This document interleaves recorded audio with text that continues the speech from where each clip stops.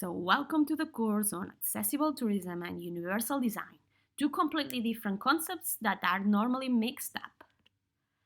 First of all, we are going to describe the accessible tourism market. Second, stakeholders of accessible tourism will be defined. Third, universal design concept will be addressed. Fourth, accessible outdoor hospitality will be considered, and some of the constraints that people with disabilities face will be addressed. Fifth, some questions will be given. So you will have the opportunity to give us your opinions. And finally, the references that we have used for this research, for this course, will be given.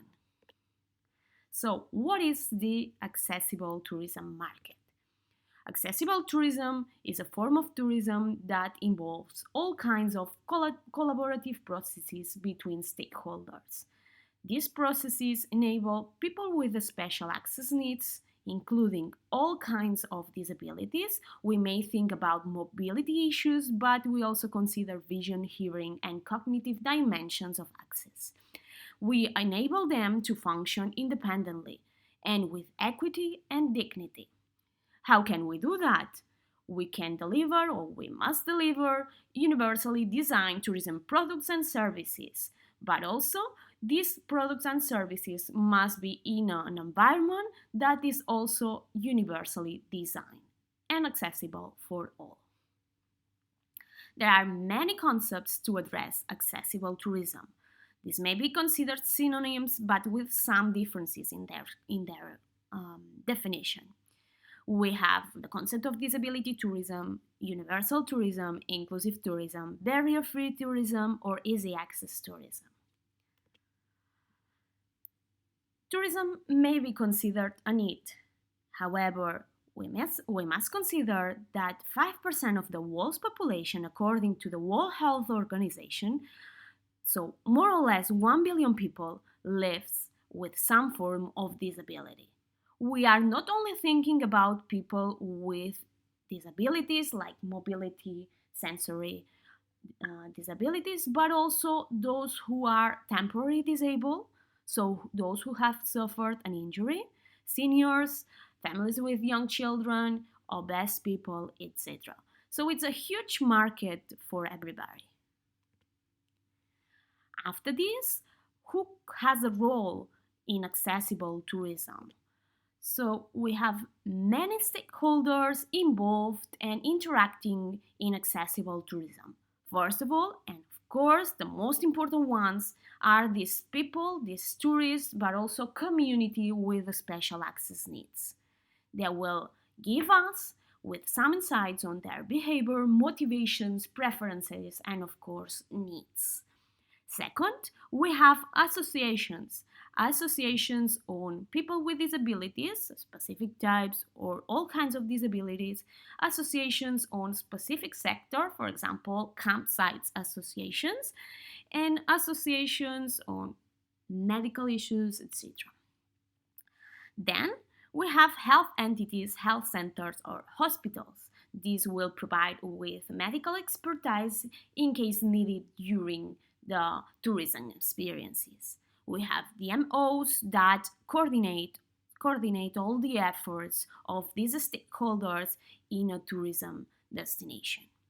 Attraction and activities providers, for example, water activities providers next to an outdoor hospitality resort. Accommodation providers, where we include, of course, outdoor hospitality resorts, but also other kinds of accommodation like hotels.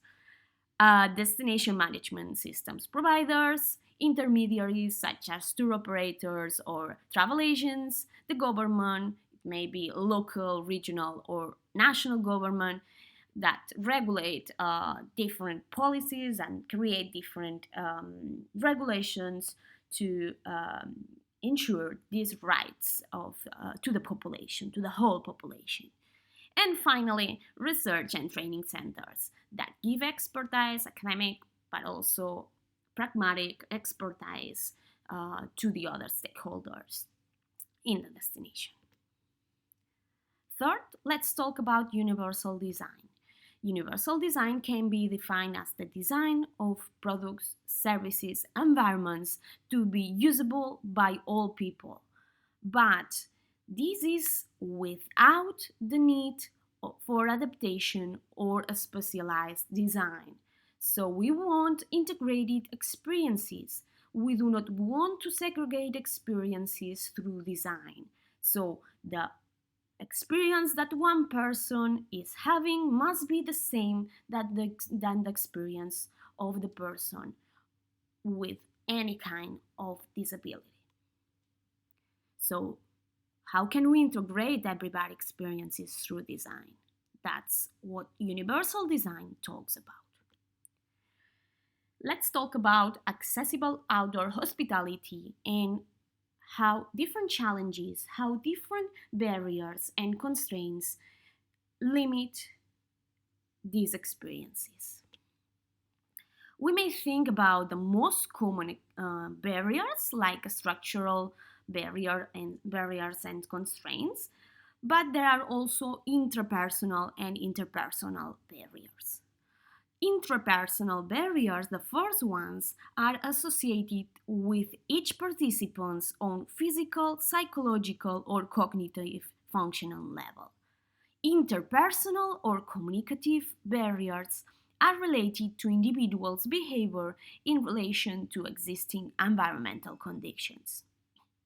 And finally, structural constraints are linked to factors that are normally external to the tourist and that are imposed by social or physical conditions. And these are normally the first that come to our minds. So, the first type, interpersonal constraints, may be linked to the lack of knowledge of the tourist with any kind of disability, health related problems, and physical and psychological dependence. So, this may limit the experience, but also can but also it's a barrier to make them not to travel to specific destination. The second type, interpersonal constraints, are linked to communication and skill challenging congruities. For example, what we can pre-assume of the skills of a person when it comes to the reception of an outdoor hospitality resort. We may think that the person is limited to do specific activities, and that may be wrong. And finally, structural constraints. This may be linked to lack of information. Information must be accessible, and we must give information on accessible tourism products and services. It may be linked to the organization of access. It may be linked to the cost, attitudes, ecologic, architectural, transport, and rules and regulations. You have an example here of a physical design. It's universal design, as everybody may experience and may access the tent in the same way. So let me finish with some questions. First of all, the importance. How can we assess the importance to address this market for outdoor hospitality sector? The sector needs statistics, the sector needs indicators. So what indicators would you consider? Second, challenges. What are the main challenges that you think that outdoor hospitality companies must face when addressing this segment? Third, priorities. We know that there's still much to do to integrate everybody's outdoor hospitality experiences. So, where would you start? What actions would you give priority to? And differences. Do you think that companies working on outdoor hospitality should address accessibility and universal design differently according to their size, their location, their target market, and why?